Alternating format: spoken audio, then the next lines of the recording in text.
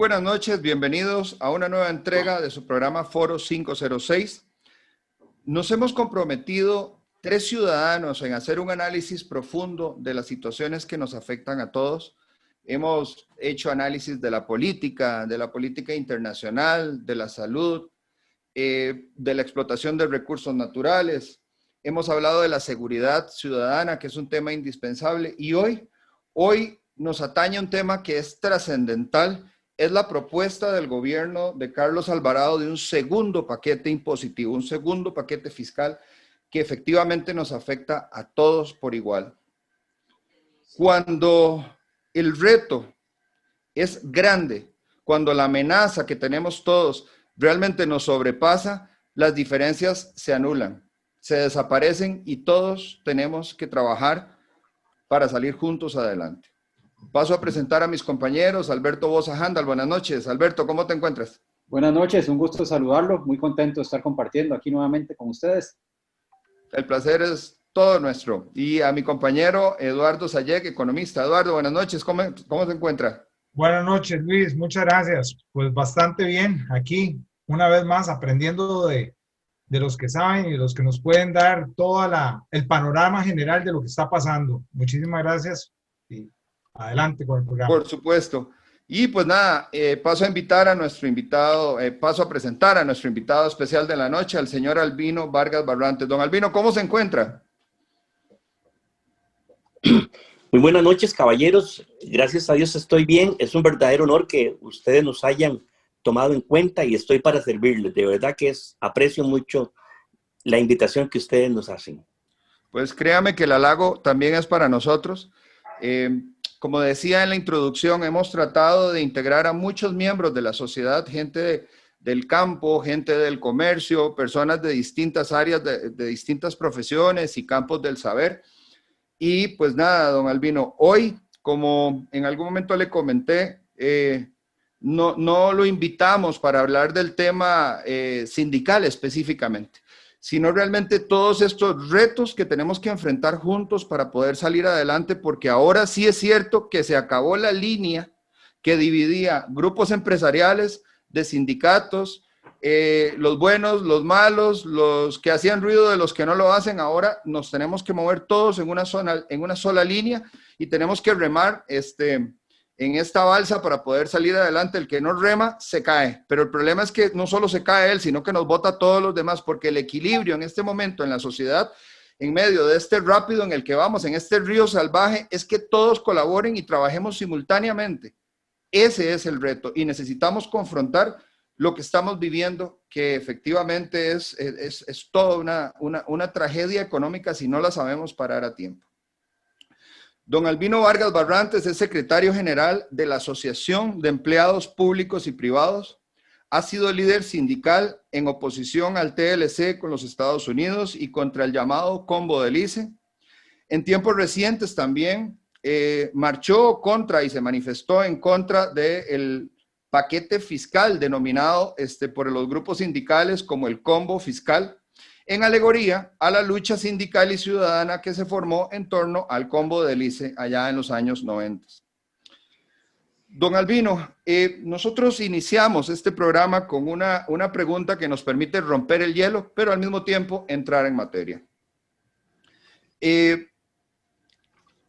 Hoy justamente escuchaba unas declaraciones de un periodista, más bien una pregunta que le hizo un periodista al señor Elian Villegas.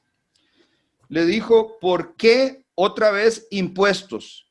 ¿Por qué no recorte de gasto? ¿Por qué no otras alternativas que hay, que se han presentado? Las han presentado economistas, las han presentado personas de diversas áreas. Y la respuesta fue, porque es más fácil, porque es rápido. Cualquiera de las otras medidas, incluyendo la lucha contra la evasión y la ilusión fiscal, requieren de mucho tiempo. A mí esto me parece realmente una ofensa y una grosería y nos afecta profundamente el estado de la nación. Así es que le hago esta primera pregunta, don Albino. ¿Cuál es su lectura del estado de la política hoy? Bueno, primero que todo, es importante que ustedes tengan presente que no estamos cercanos a ningún partido político y hemos defendido la independencia de la ANEP a rajatabla. En coyunturas circunstanciales, sí, por supuesto, según se mueven las iniciativas de política pública a favor de la clase trabajadora o a favor de la ciudadanía. Vea, lo primero que yo tengo claro es que hoy en día, como nunca antes, la distancia entre el gobernante y los gobernados se profundizó. Se profundizó casi que de manera irreversible. La sensación de abandono de la política pública en grandes segmentos de la población es constatable. Hay un enojo, hay frustración, también hay miedo y una gran incertidumbre sobre el futuro del país, sobre el futuro de mi familia, de mi empleo, de mi empresa, de mi microempresa, etcétera, ¿verdad? Entonces, tenemos de verdad una profunda sensación de que el sistema de partidos políticos ya no está representando, que el sistema de partidos políticos en realidad es como una escalera para las personas que tienen, entre comillas, el privilegio de estar en ellos. Y me parece que para el 2022 el multipartidismo se hará más crónico. Desde los mismos movimientos sociales donde yo me desenvuelvo, he notado hasta 3, 4, 5 grupos que intentan convertirse en partidos políticos, ¿verdad? Entonces, no hay proyecto de país en este momento, no hay ilusión por la política, ¿verdad? No hay una persona estadista, un grupo estadista, convocante, generador de confianza, y la sensación, la asociación casi que mecánica, política igual corrupción, se ha extendido al punto de que la gente buena no quiere meterse en política. Como nunca antes, la gente desconfía de la política, de los políticos. Hay una sensación de que política es igual a corrupción. La gente buena no quiere meterse, y me parece que la gente buena que está metida en política es casi avasallada por esa sensación de que toda la política huele mal. Don Albino, esta sensación que usted nos comenta no es infundada. Realmente la decepción que está sufriendo el ciudadano es justamente por las actitudes. Inclusive han habido malos gobiernos, han habido pésimos gobiernos, pero estamos enfrentando algo inédito, inédito. Yo en toda mi vida no he visto tal nivel de agresiones a la población. Yo sé que vamos a entrar en materia en esto en particular, pero por ejemplo, hoy hacía un análisis de este famoso impuesto a los bienes inmuebles. Es que el impuesto a los bienes inmuebles no es un impuesto únicamente a las casas. Hay que entender que todos esos locales que tienen un rótulo de se alquila, que están desocupados desde hace meses, no por la pandemia, por las medidas que el gobierno tomó utilizando la pandemia para justificar lo injustificable. Pero además, el que tiene una empresa, el que tiene una casita de alquiler, el que tiene una finca, el que tiene un lote que no ha podido construir, el que tiene una industria, el que tiene la propiedad que usted quiera, el bien inmueble que quiera, se le va a multiplicar por 3 el costo. Don Albino, ¿no se siente usted estafado por este gobierno? Bueno, yo he dicho, lo he escrito, lo he repetido, que Carlos Alvarado Quesada es el más grande estafador político de los últimos tiempos que llega a la presidencia de la República. Batió los récords. Y lo digo con conocimiento de causa porque él visitó los locales sindicales en campaña. Particularmente en la ANEP estuvo 2 o 3 veces.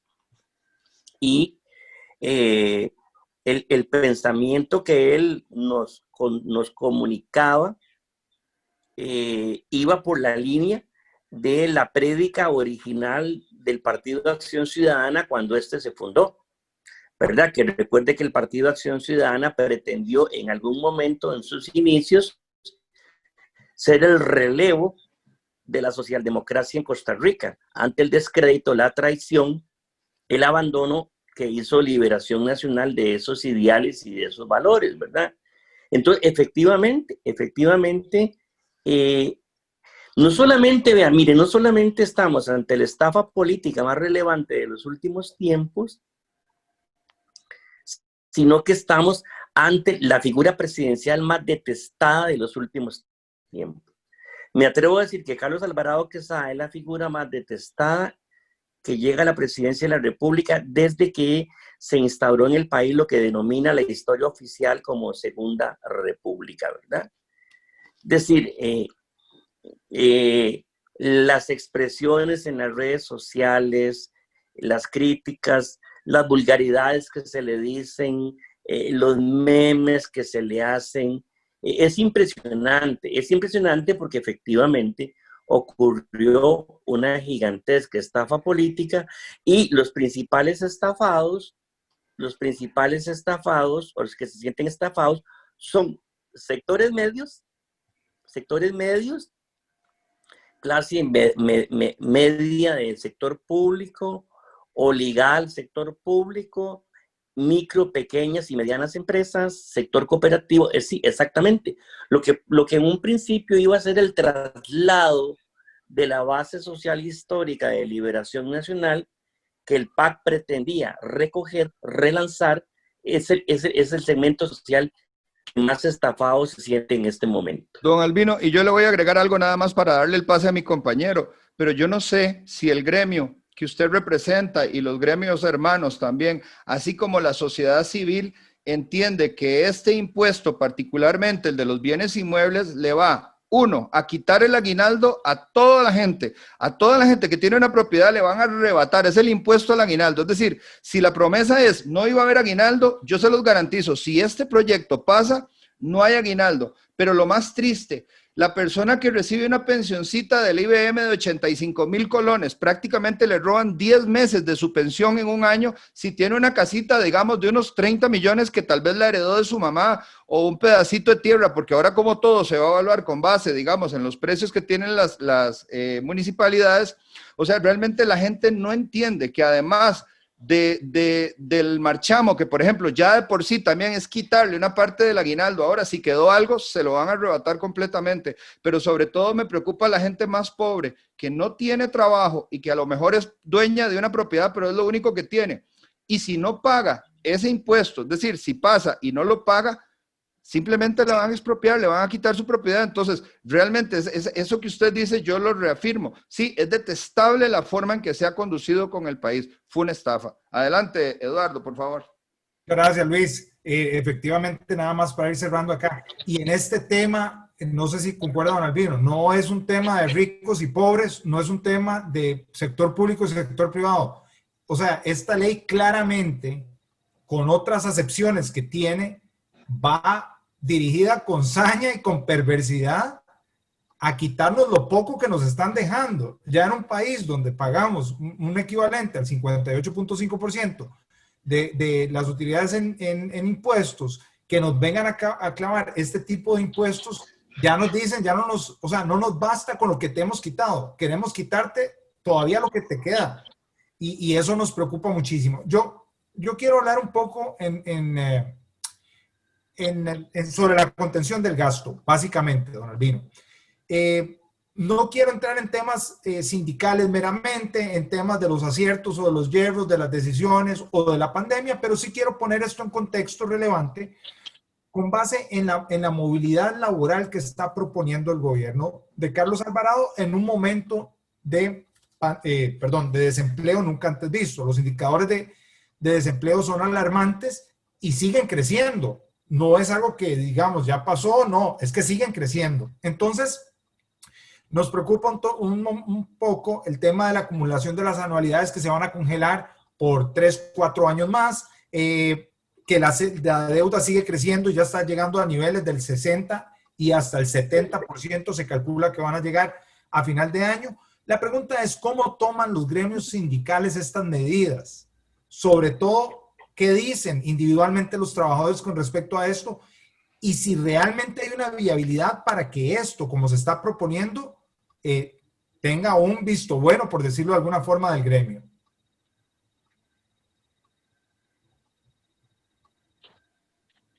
Bueno, en primer lugar, una de las banderas que levantamos en los últimos años era demostrar que el déficit fiscal no se debía a los salarios del empleo público, más allá de X o Y abusos que se pueden particularizar.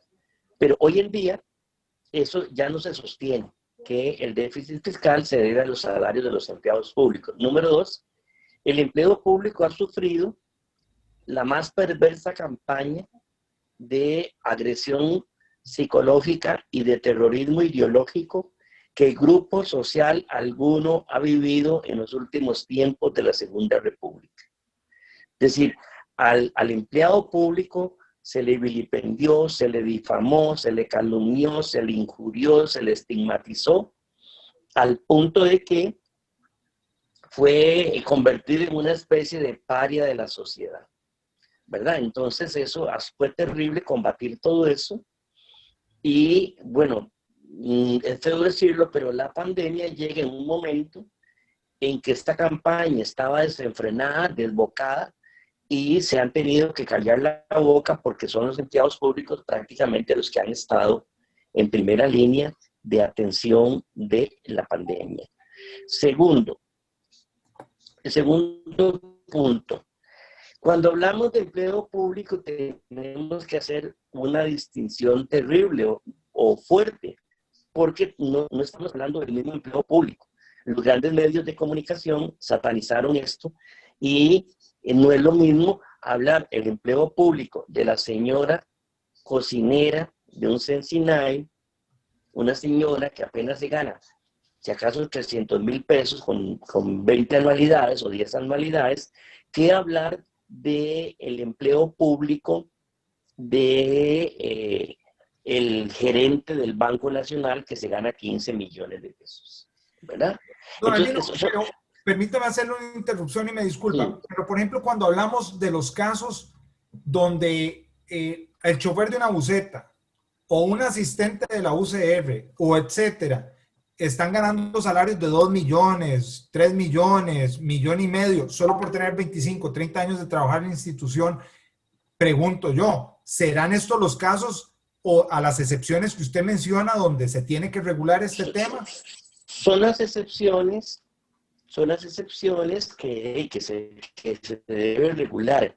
Pero vea, aquí conecto con esto. Usted elimine todas esas cosas. Deshágase de todas esas excepciones. Si quiere, deje todos esos salarios en $500,000 de pesos.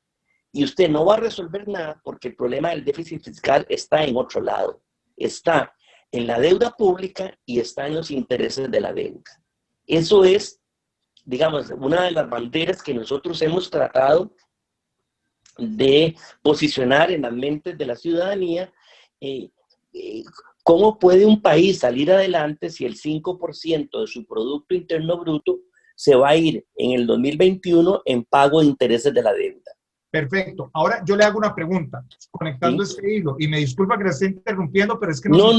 Me encanta porque se arma el diálogo. Sí. Muy dinámico, claro. Yo le pregunto lo siguiente, estoy totalmente de acuerdo con usted. Sin embargo, mi pregunta es la siguiente. Hasta el gobierno de Abel Pacheco se tenía un superávit en lo que es el presupuesto primario o el gasto ordinario, que es el gasto corriente. Después de la administración de Oscar Arias, es donde empieza a crecer en desproporción el gasto público y no se obtiene ninguna contención del gasto, se empieza a disparar y ahí es donde empieza a crecer, como usted bien lo apunta, un 5% hasta llegar a un 5 o 6% del PIB en pago de atención a la deuda, que es alarmante. Entonces el problema es este. ¿Qué hemos hecho para que después de la administración de Oscar Arias se haya roto esa contención de gasto, por lo menos para tener un presupuesto equilibrado y se le haya dado rienda suelta al gasto ordinario para que crezca y llegar a este nivel? Eso nos interesaría conocerlo. hubo un ejercicio democrático muy interesante de participación ciudadana en la Asamblea Legislativa. Recuerde que hubo una comisión mixta que diseñó un plan fiscal de contingencia que le generó a don Abel un poquito más de 2 puntos de PIB, ¿verdad? Se hizo una ley fiscal con mucho carácter progresivo en materia de impuestos, ¿verdad? Y entonces don Abel pudo dejar las arcas frescas, ¿verdad? Luego vino la crisis del 2008 y decidió abrir el empleo público. Lo abrió el empleo público, pero Óscar Arias no corrigió el TLC, que venían dejando los TLCs donde había 2,5 puntos de Producto Interno Bruto ya en saldo negativo, ¿verdad? Es decir, yo recuerdo, caballeros, a Óscar Arias, presidente, abogando por el TLC, diciendo, denme en el TLC y yo les doy la reforma fiscal, ¿verdad? Yo les doy la reforma tributaria, y nunca se dio la reforma tributaria, ¿verdad? Entonces, a partir de Óscar Arias, Laura Chinchilla y los que le siguieron, el país o estas gentes que manejaron la economía optaron por pedir prestado y pedir prestado y pedir prestado y pedir prestado. Paralelamente, se venía deteriorando el sistema tributario en todos sus niveles, en todas sus denominaciones, en todas sus posibilidades. La fiesta de exenciones y exoneraciones nunca se corrigió. O sea, nosotros llegamos a la pandemia, caballeros, nosotros llegamos a la pandemia con 14 puntos de Producto Interno Bruto que andaban en la calle, 8 de evasión y elusión fiscal y 6 de exenciones y exoneraciones, ¿verdad? Entonces, de ahí eso está haciendo crisis ahorita. Está haciendo crisis ahorita y nos está estallando en la cara. ¿Por qué? Porque lo que hicieron los gobiernos básicamente de Liberación y luego el PAC es optar por el endeudamiento fácil.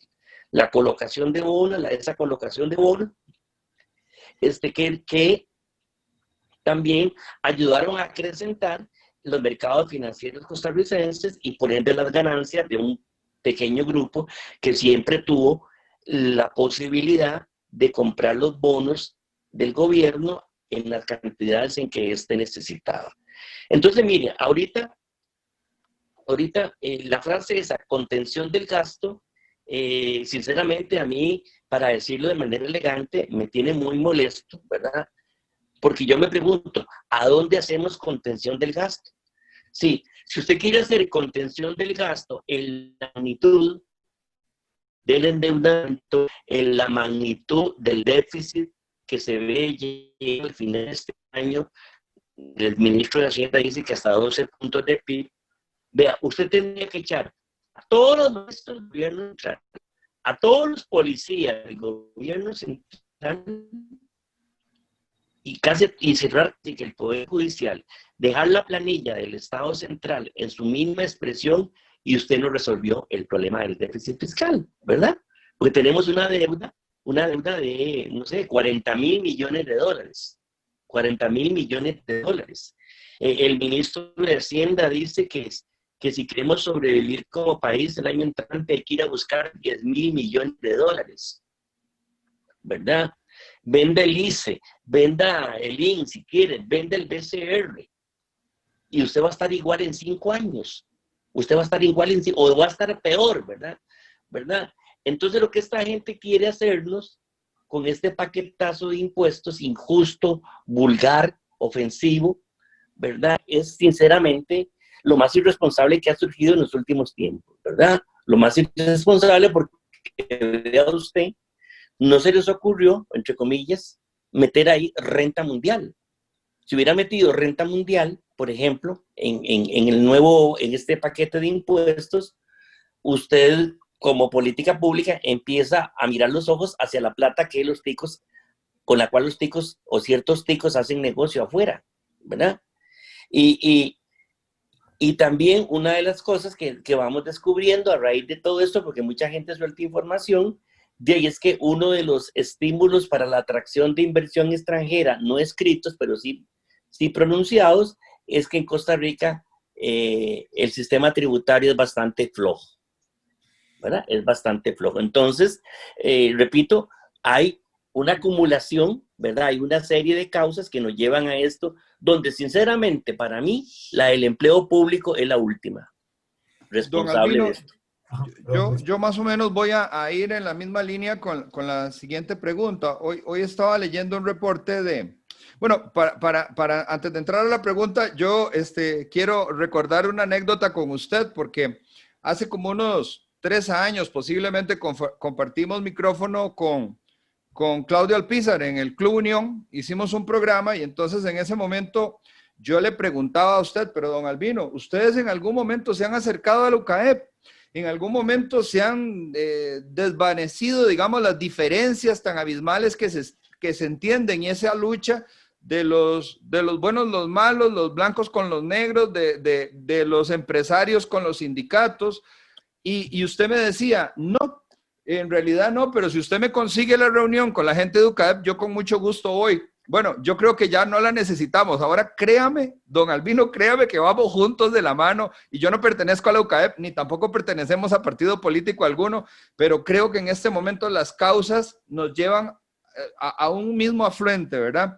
Sin embargo, hoy escuchaba un programa en donde estaba una persona de la Unión de Cámaras y decía que los salarios del sector público son 1.900 millones de dólares anuales, que es más o menos lo que vamos a pedirle prestado al Fondo Monetario Internacional, pero que los pluses llegan a 2.100 millones de dólares anuales, es decir, en conjunto son 4 millones de dólares anuales de salarios. 4.000 millones, sí, perdón, 4.000 millones de dólares de salarios anuales. Ahora bien, o sea, efectivamente tienen un peso relativo importante. Entonces el gobierno... Estamos, una vez más, para poner en contexto a los oyentes y a los televidentes que acaban de ingresar, haciendo un análisis de la forma en que el gobierno acomete contra la población con un nuevo paquete fiscal, porque no le bastó el del 2018, y tiene 3 elementos. El primer elemento es la contención del gasto público. Entonces, dentro de ese capítulo de la contención del gasto público, ellos dicen que llevan un proyecto marco de empleo público, ¿verdad? ¿Conoce usted el detalle de esa propuesta oficial? ¿Cree usted que realmente tenga un impacto en el ahorro del gasto estatal? Y como capítulo aparte, ¿qué opinión le merece a usted aquel plan cerrar que había presentado Otón Solís en su momento? Bueno, número 1, a mí me gustaría que usted me conectara con ese señor de la UCAEP. Ah, ¿todavía? Sí, claro, es que le quiero pedir el informe donde saque esos datos que le mencionó usted. Nunca había oído esos datos y en esa dimensión nunca los he oído. Entonces, papelitos hablan, ¿verdad? Para poder referirme a eso, y me gustaría conectarme con ese señor. Número dos, el plan de empleo público que está promoviendo Mideplan, sinceramente, yo creo que tiene tal cantidad de roces constitucionales que para mí lo que están haciendo es una derogación de facto de la Constitución de 1949. Caramba, yo no me opongo a que hablemos de empleo público, pero cuando usted quiere crear un mega ministerio, ¿verdad? Mideplan, usted va a crear un mega ministerio, va a poner el servicio civil a depender de Mideplan, y Mideplan se va a meter con el poder legislativo, con el poder judicial, con las instituciones autónomas creadas por el régimen de la Constitución de 1949, usted está ahí abriendo la peligrosa senda del autoritarismo que no estaba en la Constitución. Precisamente, la Constitución del 49 pretendía corregir los errores de un Estado centralizado, clientelar, muy politiquero, que hacía que de un gobierno a otro, antes de la Constitución del 49, la repartición de puestos era terrible, ¿verdad? Eso se trató de corregir, se creó el régimen de las instituciones autónomas, semiautónomas, el régimen municipal, la división de poderes, ¿verdad? Más allá de economizarse unos pesos, dice la ministra de Mideplan, la beta autoritaria de ese proyecto es peligrosísima y en 2 días les pongo a disposición el análisis ya que hizo ANEP del proyecto, que lo va a dar a conocer de manera oficial en 2 días para que todo el interesado vea el análisis que hicimos en ANEP con los especialistas que nos ayudan de las barbaridades que tiene ese proyecto de empleo público, ¿verdad? Terrible. Ocurrencias, de verdad, es impresionante. Porque yo lo que hubiera preferido es que mejor hablaran claro y dijeran, no, es que ya la Constitución del 49 no sirve y necesitamos una nueva Constitución, ¿verdad? Entonces eso es muy grave. Sí, señor. Quería preguntarle con respecto a eso. ¿Considera usted que necesitamos ya convocar a una tercera república? Digo yo, constitucionalmente, tal vez estamos basados en una constitución sagrada, evidentemente, pero que se han prestado también para muchas malinterpretaciones, porque la han hecho como les ha dado la gana, no solo este gobierno, sino que anteriormente la han pisoteado con muchas cosas que tal vez ahorita no vamos a entrar. Pero mi pregunta es, ¿será que ya la Constitución, después de 60, 70 años, no aplica y necesitamos una del siglo XXI que se adapte a la realidad de la cuarta revolución industrial, en el Internet de las cosas, la inteligencia artificial? Es una pregunta que le hago. ¿Podría caber? Vean, no, yo creo que no. Yo creo que no necesitamos cambiar las piedras angulares de la Constitución de 1949, que a su vez, como bien sabemos, recogía también piedras angulares de la Constitución de 1871.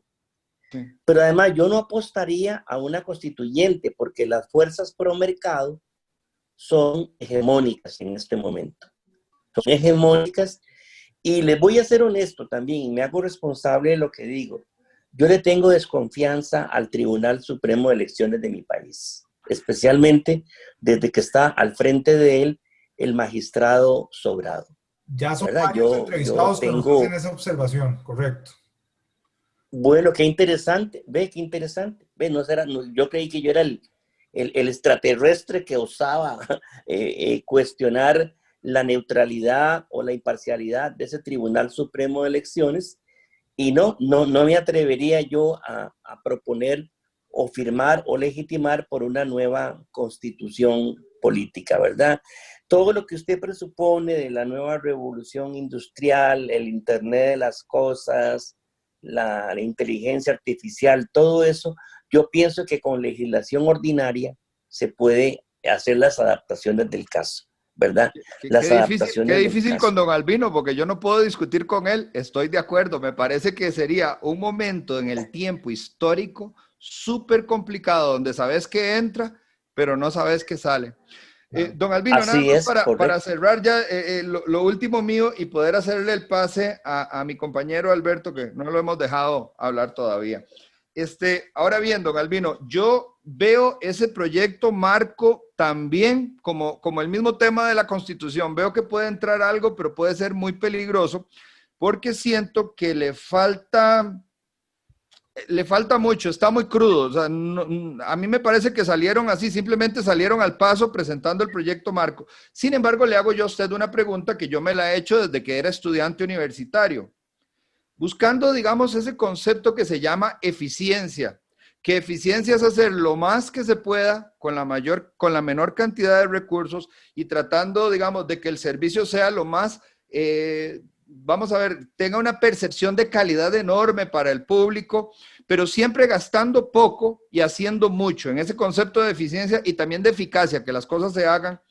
¿Usted no cree que realmente sí existen duplicidades? Por ejemplo, yo no me pregunto, o sea, me he preguntado muchas veces, ¿por qué si tenemos al ICE, tenemos que tener al CNFL? ¿Por qué tenemos que tener a JASEC? ¿Por qué tenemos que tener a SPH si el ICE es capaz de manejarlo todo? ¿Por qué ir haciendo esos peajes en el camino? Es que tenemos que justificar sillas políticas, puestos en juntas directivas, duplicar todo para poder tener más espacios para pegabanderas. Y la otra, digamos que también creo que sería un buen ejemplo es por qué razón tenemos que tener Banco Costa Rica, Banco Nacional, Banco Popular, bueno, ya se nos fue el Banco Crédito, pero estuvo, y se nos fue también el Banco Anglo, ¿por qué razón no tener un banco fuerte y no ese montón de para poder repetir tanto personal y tan poca eficiencia y tan poca eficacia? Por favor. Bueno, sí, uno no puede tapar el sol con un dedo. ¿Para qué tener Unión Nacional de Gobiernos Locales y tener Instituto de Fomento y Asesoría Municipal? ¿Para qué tener Ministerio de Vivienda, Bambi, por ejemplo? ¿Verdad? O tenemos Caja Costarricense de Seguro Social y Ministerio de Salud, ¿verdad? Es decir, igual las empresas de electricidad. Uno tiene mente abierta para discutir estas cosas, en lo que a mí respecta. No les puedo hablar por todo el mundo. Pero este proyecto ni siquiera menciona eso, o sea, ni siquiera está pretendiendo una mesa para hablar de diálogo. Este proyecto es un proyecto meramente fiscalista, es un proyecto completamente regresivo, simplemente para sostener la cuestión de ir con algo más o menos sólido y que el Fondo Monetario Internacional entregue al país la otra parte del crédito de los 2.250 millones de dólares, ¿verdad? 1.750 millones de dólares y que este gobierno pueda terminar su mandato más o menos.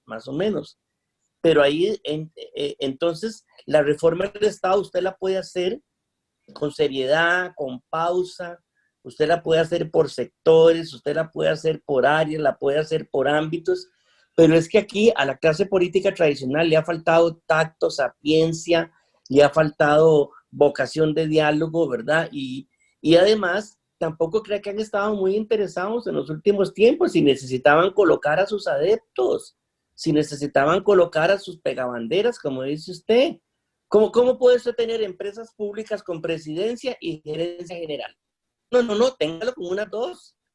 ¿Y para qué juntas directivas? Usted tiene jerarcas para que puedan resolver, pero no, las juntas directivas se hicieron para poder colocar pegabanderas, ¿verdad?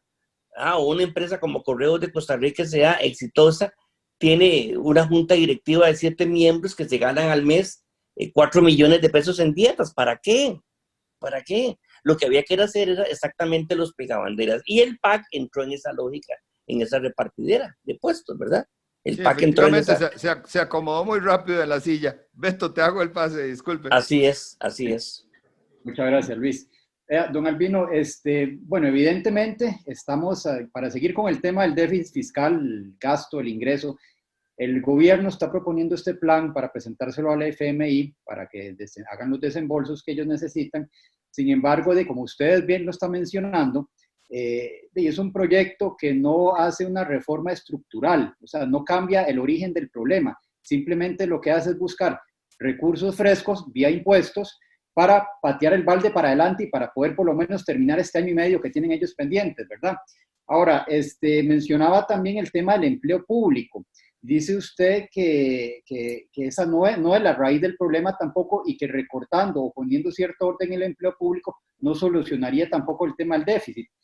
Por el otro lado, aumentar el ingreso. Ellos están buscando aumentar el ingreso a través de aumentar la tasa impositiva. Estamos en una recesión económica, un país deprimido, una productividad que viene para abajo y es muy claro que si se aumenta la tasa impositiva, es que ya está en un nivel muy alto, si la aumentamos aún más, va a deprimir aún más la productividad. No solucionamos nada, tal vez ciertos recursos frescos por unos meses, un periodo corto, pero volvemos a seguir con el mismo problema. Concretamente, ¿qué propone entonces usted para poder disminuir esta diferencia entre ingresos y gastos? Más impuestos estamos hablando que no es posible. Más eficiencia para cobrar los que están establecidos, no sé si será suficiente o será lo suficientemente rápido para poder realizar un cambio. ¿Cómo podemos entonces recortar más gastos? ¿Cómo podemos disminuir este déficit? Bueno, empecemos por el pleito para tener 1.750 millones de dólares. ¿Verdad? Es digamos, entre comillas, la desesperación del gobierno. Exactamente. Derribemos dogmas. No hay 8.800 millones de dólares en reservas monetarias internacionales en el Banco Central. En el Banco Central. ¿Acaso esa plata es propiedad de Rodrigo Cubero, presidente del Banco Central? Hay otros economistas nada proclives a los sindicatos que vienen planteando esto. don William Hayden, don Leiner Vargas, don Luis Paulino Vargas. Yo no sé si usted como economista lo ha pensado, ¿verdad? Pero han dicho que ahí se puede coger $1.000 millones, otro que se puede coger $2.000 millones y que se puede coger hasta $3.000 millones para pasárselos al gobierno en este momento. Al final de cuentas es plata de los costarricenses. Entonces ahí nosotros necesitamos a ver si la ortodoxia económica cede a la realidad social y económica de la urgencia de esa plata. Eso para empezar. Segundo, insistimos, somos tercos, majaderos en la necesidad de hacer una auditoría ciudadana de la deuda pública. La deuda pública interna, la deuda pública externa. ¿A quién se le debe? ¿Quiénes son los acreedores? ¿Cuáles son los plazos de vencimiento? Las condiciones de los créditos, etcétera, etcétera, etcétera, que nos permita, los especialistas que los hay en este país, una reingeniería financiera de la deuda que, por lo menos, imagínese usted que nosotros lográramos como país aliviar la carga del pago de intereses el año entrante en 2 puntos de PIB. En 2 puntos de PIB. Y usted es mi acreedor y yo le voy a decir, mira, yo te debo $1.000 a vos. Se los voy a pagar, pero esos intereses que usted me está cobrando por los $1.000, yo no se lo puedo seguir pagando a usted. No, usted no va a perder el principal, pero sí necesitamos renegociar los intereses. Bueno, ahí hay una franja, hay un ámbito para trabajar, también rompiendo dogmas, ¿verdad? Tercero, sí es posible medidas de urgencia para llegar recursos frescos interviniendo la administración tributaria, la administración aduanera, el sistema de exenciones y exoneraciones. Usted podría ir, y durante el combo fiscal los sindicatos lo propusimos, usted podría ir hasta 1 punto de PIB o 1,5 punto de PIB en una operación de saneamiento del Ministerio de Hacienda, pero eso sí, un gobierno que se coma la bronca con los grupos de poder político que controlan el Ministerio de Hacienda. Yo creo que ni siquiera hay que comerse la bronca. ¿Sabe qué es lo que hay que hacer, don Albino? Trabajar con ustedes y con el sector empresarial, pero todos en la misma mesa, poniéndose de acuerdo para que no haya bochinche. Sí, claro, porque además el sector empresarial honesto, que sí paga impuestos, debe estar interesado en esto, porque la competencia desleal lo está sacando del mercado. Luego vea, otro tema que propusimos, que este gobierno lo manipuló, el impuesto a las transacciones financieras, pero como fue conceptuado allá por los movimientos sociales y sindicales de la Unión Europea, con los cuales la ANEP pues tiene bastante comunicación desde hace tiempo. De hecho, nosotros trajimos la idea a Costa Rica en el 2011. Hicimos todo un planteamiento, se lo entregamos al entonces presidente legislativo, don Juan Carlos Mendoza, de la verdadera tasa Tobin, que era para el capital especulativo, para el capital que se transa en las bolsas de valores, para el capital que se mueve de una computadora a otra con pasmosa velocidad. Pero este gobierno lo tergiversó, ¿verdad? Lo tergiversó, perdóneme la expresión, puede ser muy fuerte, lo prostituyó, ¿verdad? Y entonces lo convirtió, me dicen los especialistas, en sustitutivo de una subida del impuesto al valor agregado, ¿verdad? Ahí después, ahí está lo que está diciendo el Banco Mundial y lo que está diciendo el mismo Fondo Monetario Internacional, la contribución solidaria transitoria de los grandes capitales. Los grandes capitales tienen que tributar en la coyuntura de manera especial. Hay que ponerles una tasa al patrimonio, hay que ponerles una tasa especial de renta para este sentido, para esta crisis, ¿verdad? Igualmente, nosotros tendríamos que considerar seriamente cuando hablamos de la renta mundial, ¿verdad? Es decir, la plata que se ganan los ticos en el exterior debería también reportarse a las autoridades tributarias nacionales para que también contribuyan. Es decir, Y sí, entrémosle al sector público, si queremos discutimos fusión de instituciones, si queremos vemos duplicidades de instituciones, en fin, pero disculpe, Don Albino, caballeros. una pequeña intervención. Sí, Entonces, sí existe esta conversación dentro de las instituciones y sí existe una apertura de los sindicatos para que este diálogo se ponga sobre la mesa, pero lo que no ha habido es una contraparte que acepte ese diálogo. Es lo así que... es. Este gobierno no acepta el diálogo, este gobierno es vertical. Este gobierno lo último que hizo fue inventarse eso, esa cosa que le llamaron Costa Rica dialoga, escucha y propone. Perdón, eso fue un buzón digital de sugerencias. Un buzón digital de sugerencias, fue eso. Hubo ahí 2 o 3 colegas sindicalistas ni siquiera para tomarlas en cuenta. por favor, hubo 2 o 3 sindicalistas que se embarcaron en eso y pues lamentablemente legitimaron un proceso que no arrojó ningún resultado, porque esta gente que está en el gobierno... Ya al presidente ni la hora, o sea, ya yo no le creo, pero ni la hora, ni le pregunto la fecha, porque me pierde. Carlos Alvarado no tiene credibilidad en este momento. A mí me preocupa algo. Si el sector sindical, el sector público, el sector privado, el rico, el pobre, todos estamos igual, ¿para quién gobierna Carlos Alvarado? Bueno, es muy interesante su pregunta, pero algunos especialistas dicen que él está gobernando para una parte del sector empresarial, de los meganegocios que tienen que ver con infraestructura, que tienen que ver con zonas francas, básicamente, ¿verdad? Y no sé si también tiene que ver con su obsesión por el tren eléctrico, ¿verdad?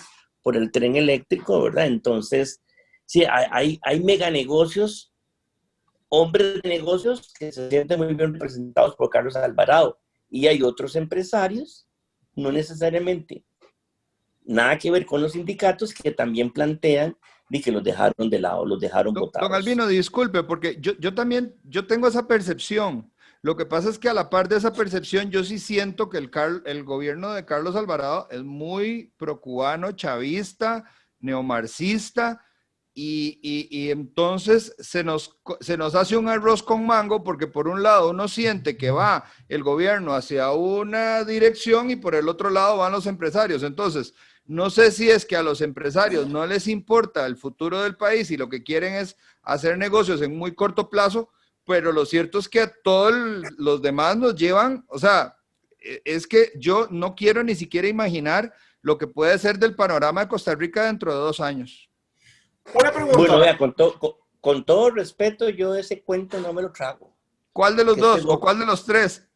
Que este gobierno es comunista o procomunista. Yo eso no me lo creo, sinceramente.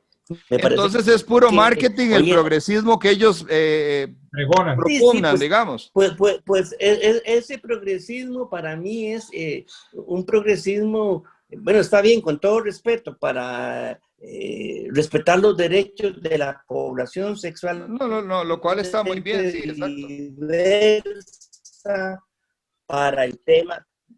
Sí, para el tema de los derechos de las mujeres integralmente, no sé si acuerdo o no con el aborto, esos son otros 100 pesos, o el tema de la protección ambiental, ¿verdad?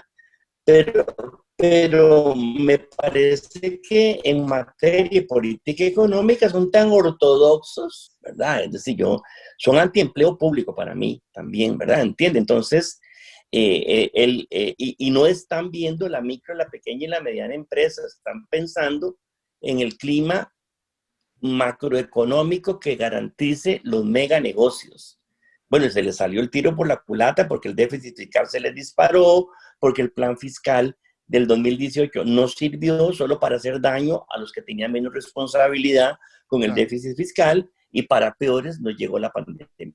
Don Albino, y continuando con las medidas concretas y hablando de meganegocios, tenemos el tema también de los alquileres de los edificios de las instituciones públicas, contratos con entes privados o con personas jurídicas privadas, ¿verdad?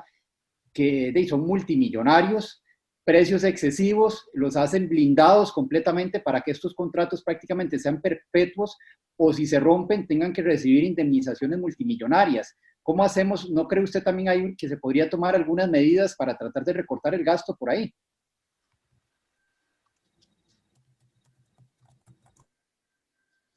Bueno, sí, sí. Mucho que hacer. Grupos económicos como la familia Raventós, por ejemplo, ¿verdad? Que le alquila al gobierno importantes edificios, ¿verdad? Importantes edificios. Pero ahí hay mucho que hacer. Hace tiempo debió hacerse mucho.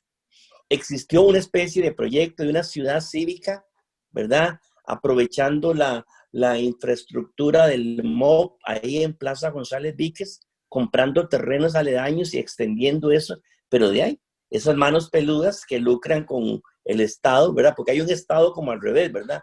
El Estado que se va en infraestructura, el Estado que se va en alquileres, por ejemplo, aparte el Estado que se va en exenciones y exoneraciones, y eso no se ha tocado todavía por, evidentemente, los grupos corporativos económicos de la alta cúpula rica del país. Efectivamente. Muy bien.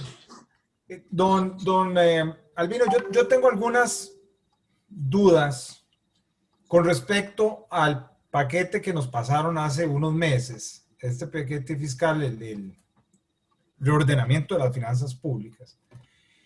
Y parte de eso que me preocupa es la regla fiscal. A ver, la regla fiscal proponía que hubiera un gasto sometido a un análisis y que no se pudiera pasar de X porcentaje para sostener y evitar que el gasto siguiera creciendo a niveles insostenibles. Pero a mí mi preocupación es esta: nos pasan un paquete de impuestos que afectó a toda la ciudadanía, a los empresarios, grandes y pequeños, ricos y pobres, públicos y privados, todos salimos afectados con esto. Solidariamente dijimos, está bien, hagámoslo.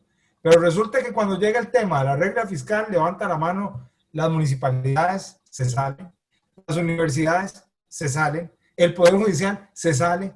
Entonces, al final, este plan de reordenamiento fiscal, al final solo recayó sobre los contribuyentes y no sobre nada estructural del gasto. O sea, la preocupación es, esto está bien, es posible que esto pueda pasar y que constitucionalmente se acepte que algo que fue ley solo aplique para un sector y que los demás, por levantar la mano y decir, quiero estar afuera de la regla fiscal, me salgan. ¿Es eso constitucional? Bueno, primero, la ley de las finanzas públicas tiene una colección de acciones de inconstitucionalidad pendientes, ¿verdad? No solo por el fondo, sino también por el procedimiento. Entre ellas, una de la NEP por las dos razones. Para decirlo de alguna forma, ¿verdad? Querían una reestructuración integral del modelo de Estado para controlarlo presupuestariamente en función de la crisis fiscal. Debieron haber modificado la Constitución política. Perdón, las municipalidades interpretan que se les violentó la autonomía constitucional que tienen. Y entonces primero debió haberse modificado el artículo 60, creo que es el de las municipalidades, de la autonomía municipal, artículo 60, para luego meterlas en cintura, entre comillas, de las directrices presupuestarias fiscales del Ministerio de Hacienda. Eso no se hizo. Eso no se hizo. Y entonces, el modelo localista en Costa Rica es muy fuerte. Ustedes saben que el modelo de localista municipal lo heredamos desde la colonia. Desde la colonia. Entonces es muy fuerte. Y las municipalidades son pequeños parlamentos en este país. Pequeñas asambleas legislativas, ¿verdad? A ver, tiene razón. Y yo tengo que decir algo particular. Entonces usted se mete, ¿verdad? Se mete de la noche a la mañana. ¿Perdón? No, adelante, perdón. El modelo localista de las municipalidades, ¿verdad? Heredado desde la colonia, ¿verdad? Entonces, lo que le iba a decir, que yo particularmente creo que la gran mayoría de los costarricenses, hasta después de esta pandemia, hasta hace un mes y medio, vemos realmente que las municipalidades están ejerciendo su derecho a controlar su territorio como un gobierno local, porque siempre pasaban desapercibidas. Y hasta ahora dicen, no señor, esto lo voy a hacer así. Pero a mí me preocupa que si parte de los fondos de una municipalidad depende del presupuesto nacional, no someterse a la regla fiscal podría seguir haciendo que se siga despilfarrando dinero, así sea para causas buenas, tal vez no despilfarrando, gastando un dinero que no tenemos. Lo que pasa es que la parte de las finanzas centrales que llega a las municipalidades es muy pequeñita, ¿verdad? Las transferencias del Ministerio de Hacienda, básicamente para proyectos que se llaman de gestión vial y ambiental, son insignificantes. Insignificantes. Se quiso vender la especie durante la discusión del combo fiscal de que todas las municipalidades dependían prácticamente en su totalidad de los fondos del Ministerio de Hacienda, lo cual no es cierto. Y muchos alcaldes resintieron que se les metieran hasta la cocina, ¿verdad? Desde la tecnocracia de la autoridad presupuestaria en Avenida Segunda, cuando los tecnócratas de esa dependencia ni siquiera han recorrido un camino vecinal allá en Buenos Aires de Punta Arenas, por ejemplo. Claro. Ok, una consulta. Cerrando esta parte, don Albino, pues percibimos que usted dice, aunque está consciente de que hay instituciones que se pueden fusionar, que hay duplicidad, o sea, en eso estamos de acuerdo. Usted dice, el problema no es del empleo público, el problema no está en los empleados públicos. Mi pregunta es, ¿qué parte, no del problema, qué parte de la situación que tenemos hoy ha sido producto de un mal manejo de las políticas públicas en cuanto a empleo, por ejemplo? Y si existen modelos de movilidad voluntaria que ustedes podrían someter a consideración para que, en acuerdo de las dos partes, basados en la necesidad de reducir el Estado, porque ya es una necesidad también en la era de la tecnología, pues, ¿qué podríamos estar hablando? ¿O qué propuestas podría tener, en este caso, la ANEP y otras organizaciones vinculadas para esta movilidad? Que habría que revisar primero todo lo que sucedió con el modelo de relaciones laborales estatales fundados en la negociación colectiva, las famosas convenciones colectivas. Si en determinado momento hubo excesos en algunas de ellas, no en todas y no en toda la convención, ya todos esos presuntos excesos fueron corregidos por diversas acciones de inconstitucionalidad a lo largo de los últimos años, presentadas por personas de distinta procedencia. O sea, prácticamente hoy no existe, digamos, una convención colectiva excesiva que pueda ser catalogada en cuanto tal. Segundo, una gran parte, la mayoría del empleo público nunca tuvo convención colectiva de trabajo, para que lo sepan. Nunca. O sea, no es cierto que las convenciones colectivas de trabajo estuvieron extendidas por todo el sector público. Podemos hacer una distinción y ustedes se sorprenderían de descubrir que la satanización del empleo público le hizo ver a toda la sociedad que todo el mundo en el sector público vivía en una fiesta de convenciones colectivas, lo cual no es cierto. Segundo, tuvimos un modelo de empresas públicas exitosas, aún algunas de ellas siguen siendo exitosas, diseñadas para la promoción del bien común, para la inclusión social. No estamos de acuerdo en desaparecerlas, en venderlas, pero sí se deben reestructurar. Y usted puede empezar a reestructurarlas desde el modelo de gestión de la cúpula política, que tienen gerencia, que tienen presidencias ejecutivas, que ambos despachos tienen asesorías y tienen un staff administrativo de lujo y que tienen además juntas directivas que también demandan un alto gasto de funcionamiento operativo cotidiano. Ahí también hay espacio para trabajar. Pero ustedes también, cuando hablamos de esto, caballeros, ¿me escuchan? Sí, cuando hablamos de esto, sí. Cuando hablamos de esto, tenemos que considerar también una serie de servicios públicos debilitados a través del tiempo. Por ejemplo, los servicios públicos de seguridad ciudadana, de la policía. Yo les decía que también, cuando hablamos del Estado, de reformar el Estado, hablemos de la cantidad de servicios públicos debilitados. Debilitados el tiempo. Servicios públicos que ocupan poblaciones más vulnerables, ¿verdad? Servicios públicos que van a ser necesarios en una Costa Rica que se pauperizó rápida y dramáticamente, ¿verdad? Entonces, una absolutización de un modelo de reforma del Estado con parámetros de hace 10 años quizá ya no es lo mismo.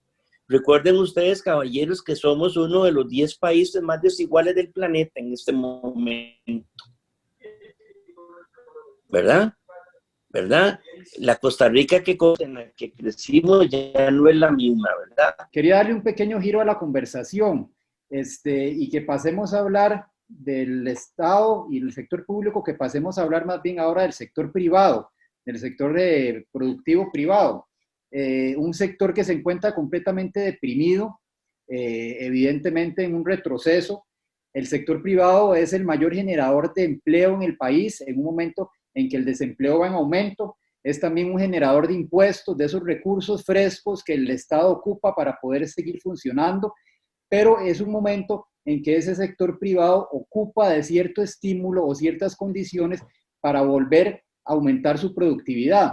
Dentro del plan que presenta el gobierno para el Fondo Monetario Internacional, hablan de medidas de reactivación, como la disminución del aporte a FODESAF en las planillas privadas, reducción de un porcentaje del gas, la disminución de los costos de la electricidad, que evidentemente es algo que hay que hacer, pero no mencionan ni cómo lo van a hacer y habría que ver si son capaces de disminuir eso, ¿verdad? Y otros proyectos pequeños que, a pesar de que van en la línea correcta, me parece que son medidas que son prácticamente insignificantes para la situación en que estamos. Se podría decir que son tal vez hasta risibles. No sé si en realidad irán a tener algún efecto sobre el estímulo que ocupa en este momento el sector privado. ¿Qué opina usted de esto? ¿Hay algún otro tipo de medidas que cree que deberíamos de implementar para poder reactivar este sector? ¿Me escucha? Sí, ¿verdad? Sí, señor. Mire, yo pienso que una de las cosas que urge es cambiar la mentalidad de los banqueros públicos, que entiendo que casi están manejando la totalidad de lo que llaman los fondos de banca para el desarrollo. Okay. ¿Verdad? Es decir, ya antes de la pandemia se sabía que como el 90% del parque productivo nacional es de micro, pequeñas y medianas empresas. Entonces, las más golpeadas, primero por el combo fiscal, ¿verdad? Y ahora las doblemente golpeadas por la pandemia, y les espera una tercera garroteada, que es si este proyecto del Fondo Monetario se materializa. Entonces ahí usted ocupa una banca de desarrollo completamente abierta a las necesidades de los emprendedores de cualquier nivel, de cualquier región, ¿verdad? Si usted se pone a tratar a los solicitantes de crédito microempresarial o de microemprendimientos como si fueran caballeros de corbata y portafolio y saco entero, que llegan a hacer una gestión, usted no va a resolver eso. Entonces ahí hay que dar como un vuelco, porque mira que uno siente que los políticos se llenan la boca hablando de banca de desarrollo para arriba y para abajo, pero me parece que hay como una especie de autonomía y político-ideológica entre el discurso del político y la operatividad de la gestión de crédito bancario en lo cotidiano. Segundo, hay que inyectarle mucha plata al sistema cooperativo. Creemos nosotros que se ocupa mucho modelo cooperativo, ¿verdad? Se ocupa inyectarle muchísimo al Instituto Nacional de Aprendizaje o crear más INAs, entre comillas, desde el punto de vista de agarrar a todos esos jóvenes para este cambio que viene de la inteligencia artificial, del Internet de las cosas, el 5G, ¿verdad? Pienso que ahí no se ha avanzado lo suficiente, El turismo rural comunitario también necesita muchísimo empuje, muchísimo auge, como también habría que pensar con seriedad, y esta es una idea que él ha venido comentando conmigo, don Rolando Araya Monge, en que el Estado oficialmente se apropie de la explotación aurífera en Cruzitas, y desde ahí convertir ese patrimonio público en propiedad pública y en una explotación regulada que dinamice un gran mercado en la zona donde se encuentra ubicada esa riqueza natural, ¿verdad? Es decir, usted tiene que también crear modelos tributarios especiales, pienso yo, modelos tributarios. Usted debería diseñar política pública para agarrar a la microempresa de la mano e ir insertando en el sistema de seguridad social, no hostigarla desde que se abre, poniéndola, ¿verdad?, a observar las reglas de la seguridad social. Pero para mí Lo perdimos. Otra vez volvemos a lo mismo, arreglemos la gigantesca evasión, caballero. ¿Me oyen? Si puede repetir los últimos 20 segundos que lo perdimos. Les decía que volvemos al punto original para hacer todas estas ideas que no son mías, sino que las he escuchado también, que volvemos al punto original. Tenemos que arreglar el problema de la deuda. Tenemos que arreglar el pago de intereses de la deuda. Tenemos que arreglar el sistema tributario. Tenemos que transformar efectivamente la gestión de apoyo de la política pública desde el Estado hacia las micro, pequeñas y medianas empresas. Si no hacemos esto, nosotros no vamos a salir adelante. Es lo que yo pienso ahorita. Don Albino, vea, ya logramos abarcar el primer capítulo, que era la parte de contención del gasto, que es donde el gobierno hace estas propuestas para, digamos, atacar el tema del empleo público y el gasto en salarios. Logramos pasar con la intervención de Alberto a un capítulo que ellos le llaman reactivación económica, que es una ofensa, porque en realidad la reactivación que ellos proponen es bajarle el impuesto al gas LPG. O sea, que no entiendo eso, en qué va a reactivar la economía, y por el otro lado hacerle un descuento a los empresarios del 5% del fondo de FODESAF. Pero ahora entramos al capítulo más importante y más ardiente de esta propuesta que el gobierno está haciendo, que de antemano lo único que ha obtenido es el rechazo, inclusive de sus aliados, que ha sido de la Asamblea Legislativa, que le han dicho sí a todo y por primera vez aparentemente le van a decir que no. En este capítulo me interesa básicamente el análisis suyo en 3 elementos. Estamos de acuerdo que lo que ellos quieren con este aumento que grava los salarios es gradual, estamos claros. Obviamente se va a gravar con menos al que menos gana, en teoría. Después de 800,000 colones, de 840,000, va a pasar de gravarse con un 10 a un 12.5. Luego, posteriormente, aumenta un 5 el que tenía un 15, un 10 el que tenía un 5 y un 15 el que tenía un 10, gravando así los salarios que sobrepasen los 4 millones de colones. Estamos claros que, por ejemplo, y esto yo lo digo con toda claridad y lo digo en título personal, me desligo de mis compañeros y del foro, a mí me parece asqueroso el salario que reciben algunos de los profesores universitarios, que ni siquiera se paga en los Estados Unidos en las mejores universidades. También me parece ofensivo el salario de 17 millones, 16 millones de los banqueros de los bancos públicos, pero esos los vamos a poner exactamente como los más bajitos, los vamos a poner en los extremos, don Albino, y entonces aquí es donde viene el golpe muy fuerte, una vez más, a la clase media y a la media baja. Por ejemplo, don Albino, una persona que gane de 1 millón a 3 millones de colones no es un millonario. Es una persona que posiblemente se esforzó, que es profesional, que está, digamos, y es justamente esta gente el que se llevó el primer golpe, como usted lo dijo, con el paquetazo fiscal del 2018. Ahora viene la pandemia, los vuelve a golpear y ahora el gobierno pretende irse otra vez a darles un golpe a estos, pero no toca las exoneraciones, no toca las grandes cooperativas, no toca a los evasores, no hace absolutamente nada, porque vea, hay algo que la gente no comprende, pero por ejemplo, el negocio del contrabando no es gente que pasa los productos en un maletín por la frontera, no, eso utiliza todo el sistema, son contenedores repletos de mercadería que llegan a las aduanas y ahí ya no sabemos qué pasa, pero esa es una lucha que hay que dar y es millones. Yo no tengo tan claro, don Albino, que sea como en algún momento usted ha argumentado que puede alcanzar el 8% del PIB, no lo tengo tan claro, o sea, también yo necesitaría ver números, pero lo cierto es que es mucho dinero. ¿Por qué no irse por estos grandes, verdad? Que eso es lo que realmente debe hacer un buen gobierno y proteger a estas personas de la clase media entre 1 y 3 millones.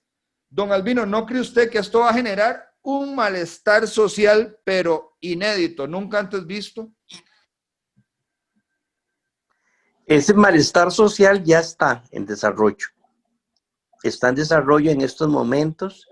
Ya ustedes han visto pequeñas manifestaciones en los últimos días. Creo que viene una grande para el 30 de septiembre y van a continuar. Van a continuar. Segundo, usted da en el clavo. Usted da en el clavo. Sacrificar, castigar, culpabilizar a la gente entre 1 millón y 3 millones no va a resolver el problema. Volvemos al mismo punto de partida, ¿verdad? Ahí están las zonas vírgenes de control político fuerte en materia de evasión en todas las formas creativas que se manifiestan, gran parte de ellas con ropaje legal y otras sin ropaje legal, ¿verdad? Entonces, nosotros ocupamos un vuelco de 180 grados en la gestión que se hace desde el Ministerio de Hacienda y un presidente de la República que salga y le diga al país, esta es mi prioridad, ¿verdad? No más impuestos para nadie, no más impuestos para nadie, pero sí vamos a cambiar radicalmente para cobrar lo que ya tenemos que cobrar y cobrarlo bien. Y si se trata de impuestos, son los impuestos a las mega riquezas, a los mega capitales, a las grandes fortunas, e incluso usted podría hacerles una concesión y decirles, es transitorio por la pandemia, o apenas pase la pandemia, un tiempo X para un reimpulso integral del desarrollo de la economía con integración social, ¿verdad? Es decir, es que no tenemos, no podemos pensar en un relanzamiento integral de la economía si usted no tiene un estadista que asuma la tarea de enfrentar los retos que se derivan de una política tributaria integral y que se derivan de pensar el futuro de los próximos 25 años. Ese tipo de políticos no está ahorita en el país o no está en la agenda de la clase política gobernante en estos momentos. Es lo que yo le decía a ustedes al principio de este programa, la distancia tan grande que hay entre el gobernante y los gobernados en este momento. Don Albino, usted tuvo la gentileza de compartirme un documento que yo le dije que tenía un exquisito balance en las observaciones, que este documento habla o propone más bien una sustitución del equipo económico, que incluiría a la señora Pilar Garrido del Mideplan, a Elian Villegas, ¿verdad? El ministro de Hacienda, y también a Rodrigo Cubero. Yo considero que este documento está muy bien hecho y que una vez más acerca las posiciones de los que podríamos estar o no de acuerdo con el sindicalismo y sus manifestaciones, porque ciertamente estos personajes son muy, muy nocivos, pero muy nocivos para la población más débil en este momento de la población. Si nos pudiera acercar un poquitito más a esta propuesta. Sí, en realidad lo que nosotros estamos planteando es que ellos deben irse del gobierno. En realidad han demostrado una gran incapacidad no solo desde el punto de fondo, desde el punto de vista del fondo de la gestión fiscal, sino en materia de comunicación con la ciudadanía. Y les ha faltado, en nuestro criterio, una creatividad para integrar en el desafío fiscal a las distintas voces, sobre todo las de carácter de aporte. Se han vuelto excluyentes en nuestro criterio, están adoptando, impulsando decisiones que yo creo que nos confrontan, abren la grieta y generan todavía un mayor resentimiento. Y me parece que en puestos tan sensibles, usted no ocupa gente confrontativa, usted ocupa gente con capacidad de diálogo, y creo que estas tres personas no tienen nada de eso. A mí lo que me preocupa, perdón la intervención, es que cada vez que anuncian que alguien va a salir, nos traen a alguien, tengo que decirlo, peor, y han salido gente buena de este gobierno, y nos traen gente que uno dice, madre mía, pero ahora, como decía el Chapulín, ¿y ahora quién podrá defendernos? O sea, ¿qué es lo que pasa aquí? A mí me da miedo, porque sí, uno dice que salgan por incapacidad, por incompetencia o por lo que sea, y al final traen a alguien que deja mucho más que desear, ¿verdad? Bueno, es que yo pienso que Carlos Alvarado está tan desprestigiado que muy poca gente que hay muy poca gente de buen talante en estas lides fiscales tributarias está dispuesta a correrse el riesgo de caer en el precipicio en que él ha caído, ¿verdad? Entonces, de ahí llega gente de, no sé, o no conoce bien, o mediocre, o llega gente con un recetario bajo el brazo, fracasado en otros países, y trata de meternos en una camisa de fuerza en un momento en que Costa Rica está más conmocionada que nunca. Don Albino, una consulta. Con este tema del impuesto a los bienes inmuebles que pretenden de ampliarlo 3 veces del valor que están pagando ahora, y evidentemente, como habíamos hablado al principio, esto va a generar una presión muy grande y sin duda alguna va a acentuar la pobreza, porque vea lo que pasa. Muchas personas no tienen medios económicos para mantenerse, pero tienen su casita propia porque fue heredada, porque algo pasó en el pasado que hoy tiene donde un tipo cobijarse. Ahora, los grabamos con un impuesto injusto, un impuesto que está creciendo a 3 veces del valor actual, que podría ser, como decía Luis, totalmente confiscatorio. O sea, va a llegar un momento donde la deuda con el Estado por ese tributo que no se puede sufragar, saca de su casa a una señora de 70, 80 años cuya pensión no le alcanza para pagar el tributo, pero por lo menos tiene un techo. Entonces, ¿qué se pretende? Sacarla de la casa para llevarla a dónde? Y mantenerla en un asilo del Estado. O sea, ¿qué es lo que quiere hacer este gobierno con esto? ¿Qué es lo que se pretende? Esto es vulgar, es absurdo, y además, ¿cuánto más van a hacernos una doble o una triple imposición? Porque ya entonces nos tienen grabada toda la cadena de valor y ahora van sobre los bienes de capital que tenemos. ¿Qué pasa? Evidentemente sí, estamos ante una de las decisiones o una de las propuestas gubernativas más aberrantes de los últimos tiempos.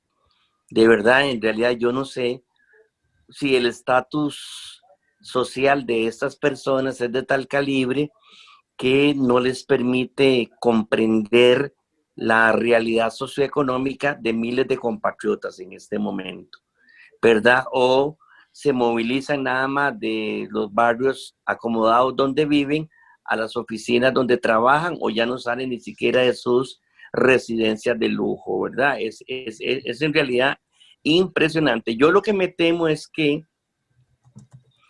aquí puede ocurrir un estallido con organizaciones, con organización o sin organización.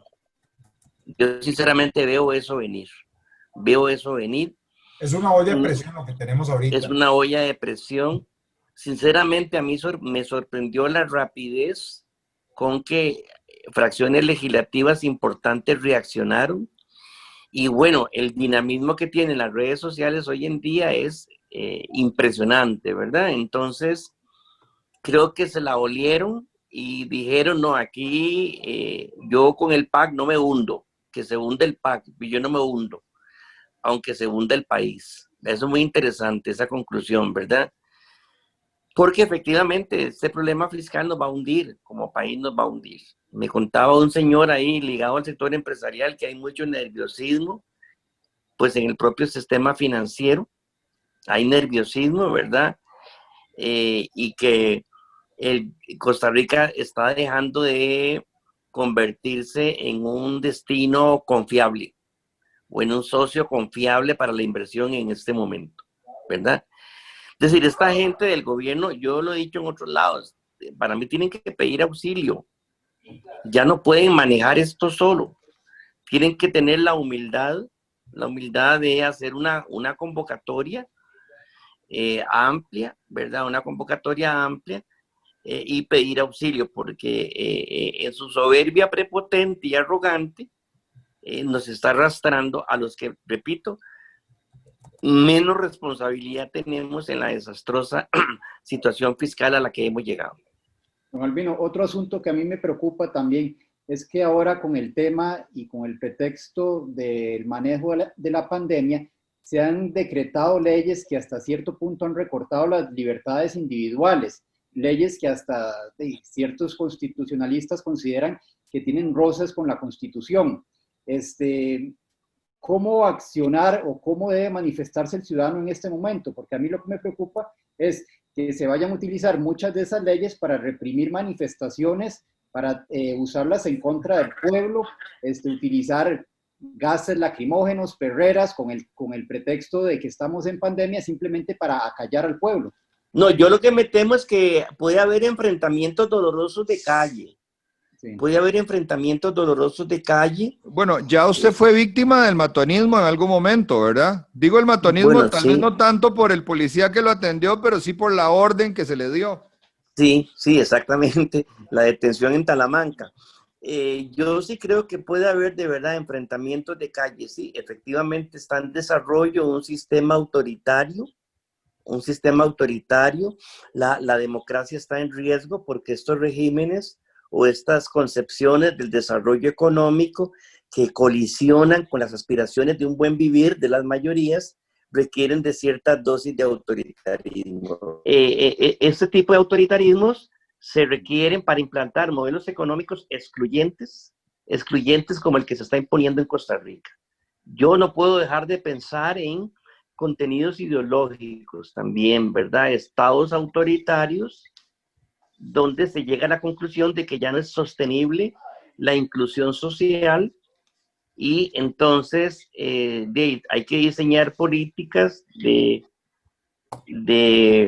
represión, de intimidación y buscar acciones ejemplarizantes de ver cómo aquellas principales voces o sectores disidentes se controlan, ¿verdad? O sea, se podría estar utilizando el manejo sanitario de la pandemia para eso. Sí, exacto. Por ejemplo, ya que ustedes mencionaron mi caso, a mí me sorprendió cuando mi abogado defensor me comunica que la Procuraduría General de la República se apersona en mi caso por la acusación que yo tengo. Eso no es usual, eso nunca ha pasado, ¿verdad? Se supone que yo fui acusado por una persona privada y no por el Estado. Y entonces el Estado se apersona en mi caso y pide ser considerada parte acusadora. Impresionante. Pues uno sabe lo que sabe. Sí. El tiempo nos ha volado y ya casi tenemos que hacer el cierre del programa. Sin embargo, yo creo que pasamos al último punto y es el siguiente. Como bien usted mencionaba hace unos minutos atrás, la tasa Tobin, ese impuesto a las transacciones, debía haberse diseñado específicamente a ciertas transacciones. De lo contrario, entonces, esto se vuelve otro castigo más para otra vez la clase media y la clase más pobre. Porque, bueno, don Rolando Araya nos decía que la propuesta de él era $1 colón por cada 1,000. $1 colón por cada 1,000, realmente la gente no lo sentía tanto, ¿verdad? Pero, por ejemplo, cuando vas a un restaurante y te comes, no sé, tal vez no después de cierto monto, él decía, una cena de 50,000 colones son 50 colones. La gente no lo siente, pero el movimiento es enorme y se vuelve, digamos, un impuesto rápido y virtuoso. Pero lo cierto es que la forma en que el gobierno lo está planteando, yo he hecho algunos números y a mí me parece que aplicar esta tasa Tobin a las transacciones bancarias de la forma en que el gobierno lo quiere implementar es el equivalente a subir el IVA al 18 o al 20%.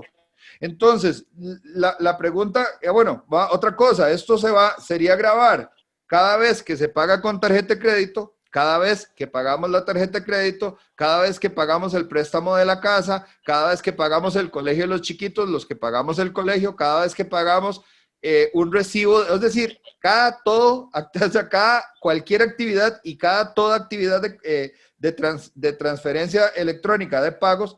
Entonces mi pregunta es, ¿usted cree que los agremiados, en este caso los de la ANEP, tienen claro la magnitud y el impacto de esta propuesta del gobierno?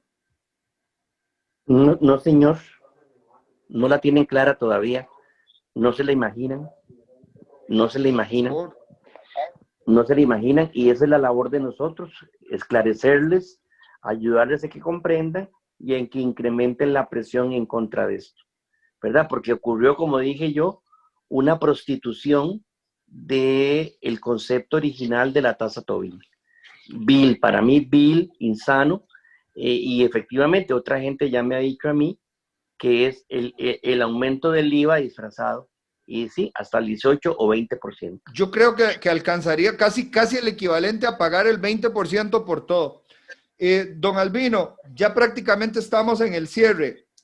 ¿Qué tiene que hacer el costarricense? Ya no solamente, una vez más, no solamente el sindicalizado, sino todo el costarricense. ¿Cómo tenemos que reaccionar? ¿Cuál sería el consejo? ¿Hacia dónde nos tenemos que mover? ¿Cuáles son las acciones a tomar? Por favor.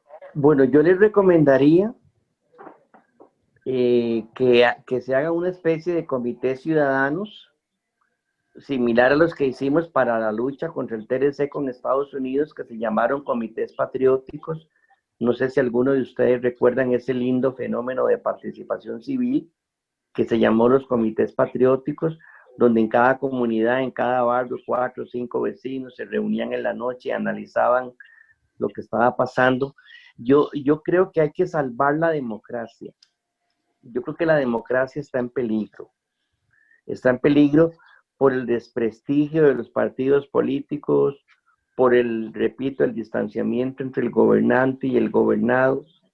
Y me parece que el ciudadano de a pie o el ciudadano de abajo tiene que tomar partido activo, ¿verdad?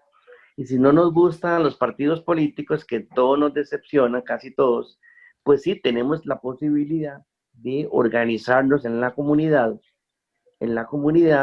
y generar conciencia, generar incidencia desde abajo, articulándose de comunidad a comunidad para que nuestros gobernantes cambien el rumbo. De lo contrario, no sé qué va a pasar. Y sí, tengo mucho temor de que caigamos en lo que llaman el default, ¿verdad? Caigamos en default, que se desate una inflación loca, una devaluación espeluznante, y ya con las cifras de desempleo que tenemos, de exclusión social, de vulnerabilidad de la clase media, sinceramente esto se convierte en una jungla, ¿verdad? En una jungla.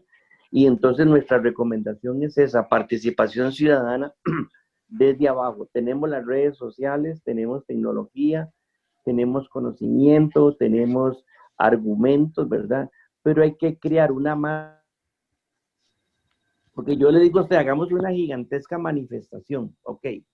Yo sé que se pudiera hacer. Pudiéramos a lo mejor reunir 500,000, 1,000,000 de personas. Pero ¿y qué? ¿Qué pasó ahí? El gobierno se la aguanta como se aguantó las manifestaciones del 2018.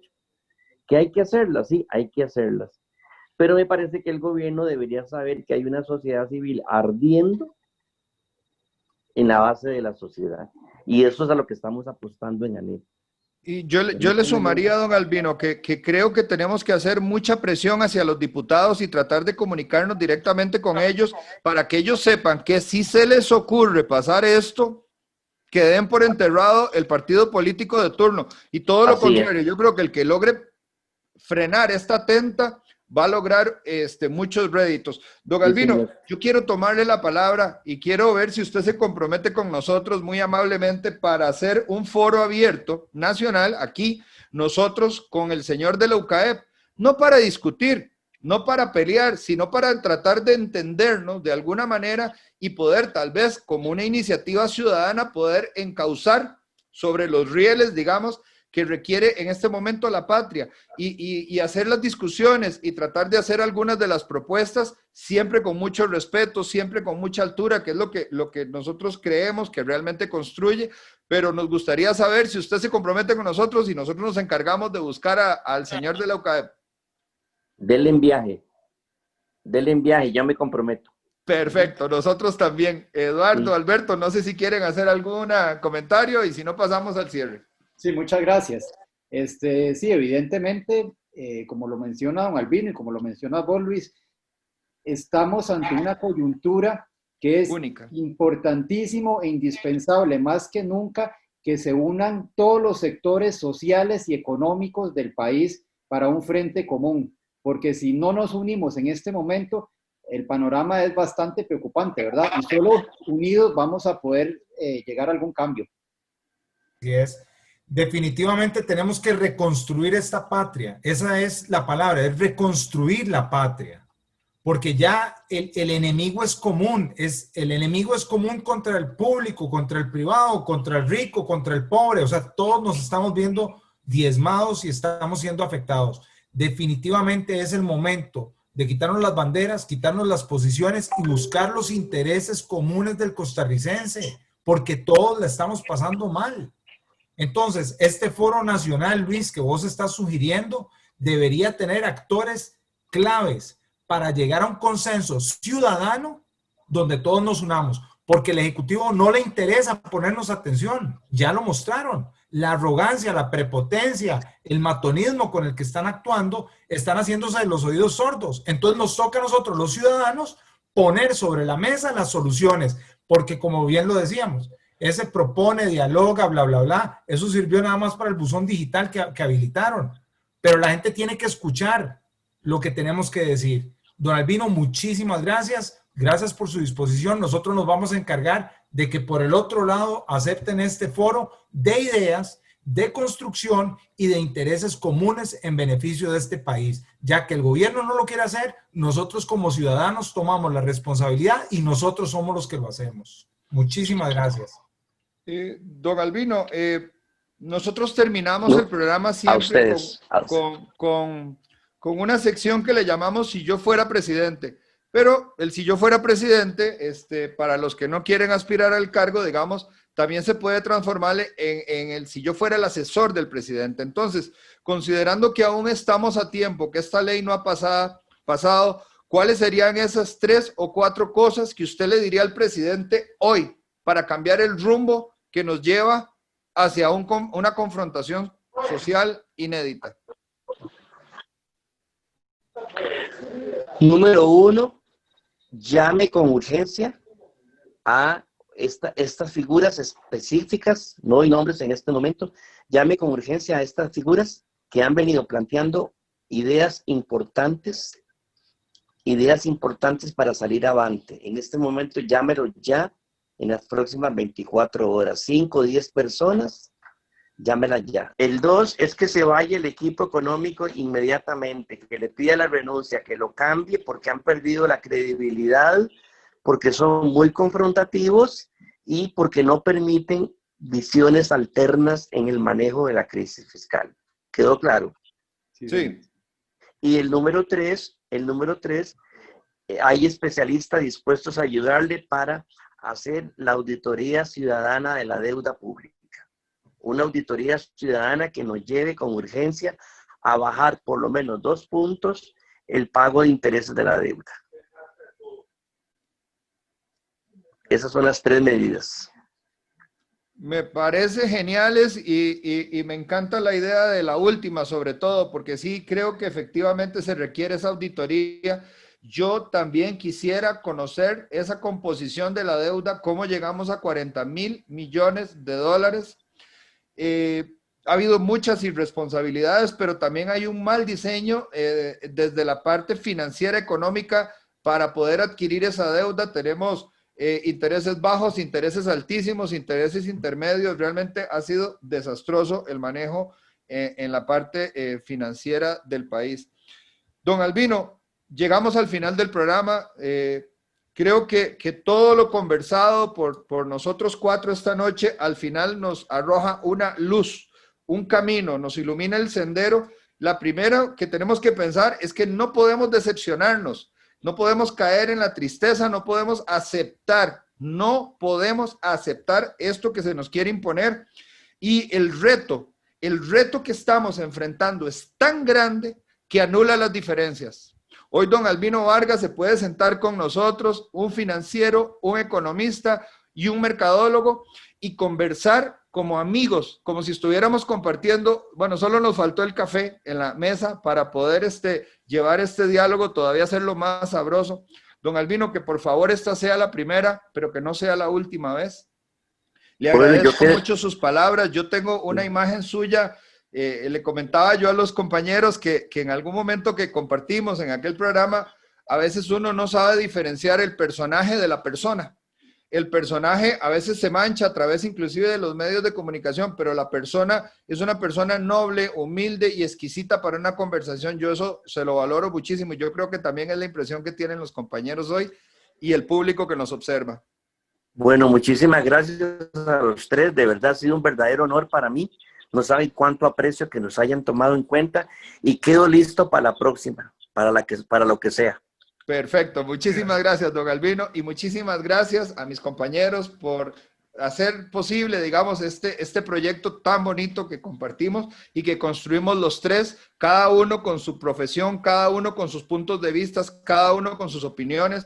El proyecto no sería posible sin Alberto, el proyecto no sería posible sin Eduardo, el proyecto no sería posible sin Ferdi. Así es que, y por supuesto, no sería posible sin usted. Muchísimas gracias por estar con nosotros una vez más en esta entrega. Les agradezco mucho sus comentarios y agradezco sobre todo los comentarios respetuosos que se hayan hecho de este programa. Es importantísimo escuchar. Lo que le falta al gobierno no es ni siquiera pensamiento, es escuchar. Eso es un don increíble. Y todos en esta sociedad, en esta democracia en la que vivimos, contamos como un voto y contamos como una voz. Y la dignidad es lo primero y lo tenemos que defender siempre. No podemos permitir que se mancille a uno de los nuestros. Hoy, más que nunca, estamos juntos en una lucha frontal y todos compartimos trinchera. Todos contra un enemigo en común, que no es un enemigo, no es que el presidente sea un enemigo, son ideas que son las que tenemos que atacar. No tenemos un problema con el mensajero, tenemos un problema con el mensaje y si lo cambia, ya el problema se desvanece. Muchísimas gracias, buenas noches. Una vez más, don Albino, gracias por acompañarnos. Okay, buenas noches. Nos esperamos noches. muy pronto por acá. Alberto, Eduardo, buenas noches a todos. Gracias, hasta luego. Hasta luego.